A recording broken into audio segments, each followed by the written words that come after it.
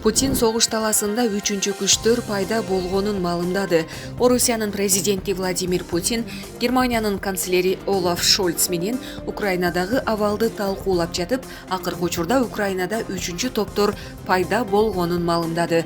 Украинадан, Албаниядан, Хорватиядан жана Косоводон келген жалданма согушкерлер, ошондой эле Сириядан келген жихад уюмунун мүчөлөрү пайда болду деп билдирет Орусия лидери. Белгилей кетсек, Орусия менен Украина кагылышуусуна 8 күн болуп, эки өлкө тең чоң жоготууларга учурады. Эки тарап 2 рет жолугушуу уюштуруп, бирок алгылыктуу чечимге келише элек. Булак Назар News Kg. Бүгүн саат 10:20 карата валюта KG сайтынын маалыматына ылайык Кыргызстанда 1 доллар 98 сомдон сатылууда. Доллар 96 сомдон сатылууда. Ошондой эле 1 рубльду сатуу 84 тыйындан, ал эми сатып алуу 1,93 тыйындан сатылууда. Учурдагы кырдаалга байланыштуу SJT Airlines компаниясы 5 марттан тарта бардык эл аралык аба каттамдарын убактылуу токтотту. Компаниянын маалыматы боюнча азырынча каттамдар качан калыбына келтириле турганы белгисиз. Убактылуу токтотулган каттамдарга буга чейин билет сатып алган жүргүнчүлөргө акча каражаты толугу менен кайтарыла турганы жазылган. Ассаламу алейкум, дорогие друзья, боевые товарищи, настоящие воины. Я горжусь, что я имею с вами личные отношения. Я горжусь, что вы сегодня выполняете поставленную задачу Верховного Главнокомандующего на территории Украины. Но мне очень нравится то, что сегодня происходит вокруг Украины и внутри Украины. Наши ребята гибнут ни за что. Мы стараемся всячески обеспечить безопасность государства, не разрушать города, сохранять человеческие жизни, но этого не понимают. И не понимали 8 лет, когда бомбили Донбасс и Луганск. Я прошу Верховного Главнокомандующего, чтобы он дал закончить военную операцию против бандеровцев, нациков, Азов и тех шайтанов, которые находятся со всего мира там. Это угроза для всего нашего государства. Я прошу дать возможность нашим бойцам проявить себя по полную, дать им возможность использовать все возможные и невозможные свои силы для того, чтобы закончить раз и навсегда. Пути переговоры — это хорошо, демократия, свобода слова, жизни человека — это хорошо.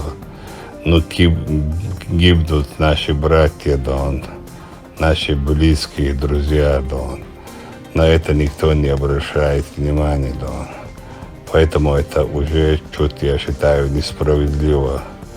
Дайте приказ нашим бойцам, чтобы они захватили Харьков, Киев и все остальные города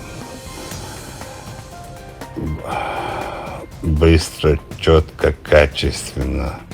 Я уверен, что они больше будут принести пользу, чем сидят на позициях. Это уже продолжается день, 2 недели. Это для нас нехорошо. А те западноевропейские страны, то, что они могли все сделали против нашего государства, больше они ничего не смогут делать. Товарищ президент, товарищ Верховный Главнокомандующий, я не раз говорил, что я ваш пехотинец. Я готов жизнь за вас отдать. Но я не могу смотреть, как погибают мои и наши бойцы Министерства обороны, Национальной гвардии и других структур. Я вас очень прошу, чтобы вы закрыли на все глаза и дали закончить за день-два то, что творится там. Только это спасет наше государство и народ. Это мое убежденное мнение. Я как участвующий в боевых действиях против терроризма, у меня есть практика, я со всеми общаюсь, командирами всех подразделений. Они все этого хотят и это говорят, и мне пишут, говорят: доведи до нашего президента, до министра обороны, до Национальной гвардии. Зачем нам просто так здесь умирать, если мы можем выполнить приказ президента, максимально потери мирных жителей и максимально минимальные потери мирных жителей и минимальное разрушение городов. Только так это можно закончить. А остальное все это басни. Все эти переговоры ни к чему не приведут. Чем больше мы тянем, тем больше они придумывают всякие эти бумаги, санкции. Пусть они эти бумаги понесут куда им нужно, или засунут себе куда им нужно. Я как воин, как генерал, я не могу видеть, как просто так гибнет универсальный солдат. Если он в бою погиб, то это за честь. Если он погибает от артобстрелов этих шайтанов, бандеровцев, азов, я не знаю, нациков, этих шайтанов, это очень трудно, очень трудно на это смотреть. Я уверен, что вы примете решение, и дадите приказ забрать полностью Украину, и уничтожить этих шайтанов. А украинский народ станет с нами вместе, против этих шайтанов. Украинский народ должен знать, что у нас тоже были эти шайтаны, ваххабисты, они не давали нам наладить отношения с Россией, говорили всякие ерундовые вещи. Но у нас сегодня не та ситуация. Вы видите, как они к вам относятся.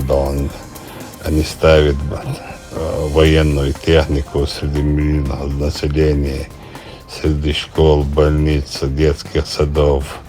Это разве правильно? И вы это должны понимать. А господин Зеленский, давай не старайся, выйти на президента и провести с ним переговоры. Попроси у президента, чтобы меня определил, чтобы вести переговоры. Мы с тобой за полчаса все это решим, И это будет конец войны, конец бандеровцам, шайтанам. Да восторжествует справедливость, слава России. Короче, здесь уже начали писать, что это не я. У меня сегодня простуда и хриплый голос. Это я, Рамзан Кадыров Ахматович, глава Герой России, генерал, пехотинец Путина, если что. Так что дух боевой, настрой железный, только вперед.